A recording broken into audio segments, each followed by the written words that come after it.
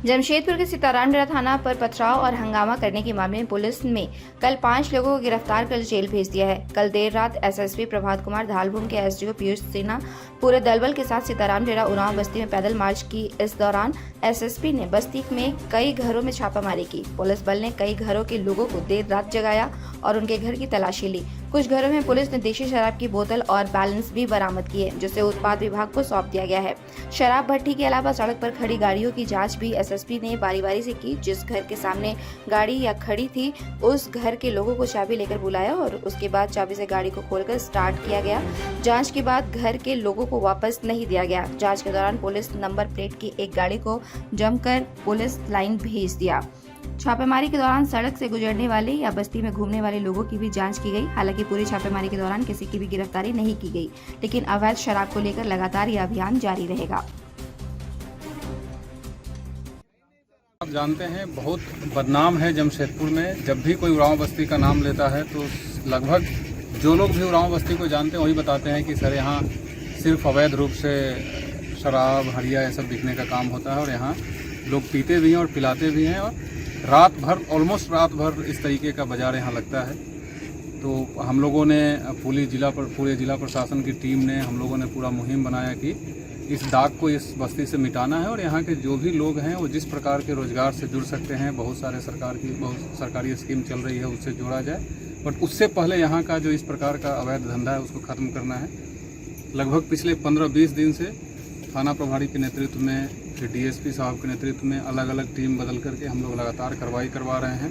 तो दिन में पूरे माइकिंग की जा रही है कि ये अवैध गैरकानूनी काम है, इसको आप बंद कर दें। और उसके बाद अगर किसी को रोज़गार की ज़रूरत है तो ऑफकोर्स सरकार की तरफ से बहुत सारे स्कीम चलाई जा रही है, उसमें जुड़ना है। उसी के तहत कार्रवाई लगातार की जा रही थी। आज भी 4 लोगों को जेल भेजा गया है, पहले भी भेजा गया है। और उसी क्रम में आज हम लोग, हमारे साथ एसडीओ साहब हैं, डीएसपी साहब हैं, जेएनएससी के पदाधिकारी हैं, तमाम पुलिस पदाधिकारी, पुलिसकर्मी, एक्साइज से लोग हमारे साथ हैं। हम लोग बेसिकली अभी रात को घूम के ये जानने की कोशिश कर रहे थे कि और कहाँ इस प्रकार का कौन लोग धंधा कर रहे हैं और अगर करते हैं तो उनकी क्या मजबूरी है। जैसा आप साथ में चल रहे थे, आप देखे होंगे कि हम लोग जो भी लोग हम लोगों को मिले उनसे हम लोगों ने पूछा है कि क्यों ऐसा करते हैं और नहीं करने के बाद क्या और कर सकते हैं। तमाम चीज़ें आपने देखा है। और साथ में जेएनएससी की टीम है हमारे साथ, एसडीओ साहब है। हम लोग ये भी डिस्कस किए हैं कि आने वाले बहुत जल्द ही हम लोग एक यहाँ बृहद रूप से एक कैंप लगाएंगे दिन में, और जो लोग भी जिस भी लेवल के काबिल होंगे उनको उस तरीके का रोज़गार से जोड़ा जाएगा। बट ये जो मुहिम है कि उरांव बस्ती के ऊपर जो दाग है उसको मिटाना है। और अभी जैसा हम लोग देख रहे थे कि लगभग 80-90% ख़त्म हो चुका है और जो भी लोग बचे हैं उनको ऑफकोर्स विधि सम्मत जो कार्रवाई है करते हुए, समझाते बुझाते हुए हम लोग खत्म करेंगे। सर, कल जो उरांव बस्ती का नाम जब भी हम लोग लेते हैं तो इससे एक स्टिग्मा अटैच हो जाता है कि यहाँ पर अवैध रूप से शराब का गोरख धंधा, शराब का जो धंधा है वो चलता है। तो इस संबंध में रेगुलर कार्रवाई चल रही है। अब बात रही कि जो लोग इससे जुड़े हुए हैं उनको हम लोग किस तरह से मेन स्ट्रीम में कर सकें या वो लोग उनको हम लोग इससे किस तरह से बाहर कर सकें।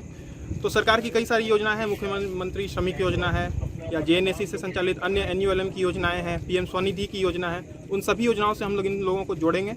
और जैसा कि सर ने बताया, हम लोग अभी एक कैंप भी करेंगे यहाँ पे, और ये जो कार्रवाई है ये निरंतर चलती रहेगी।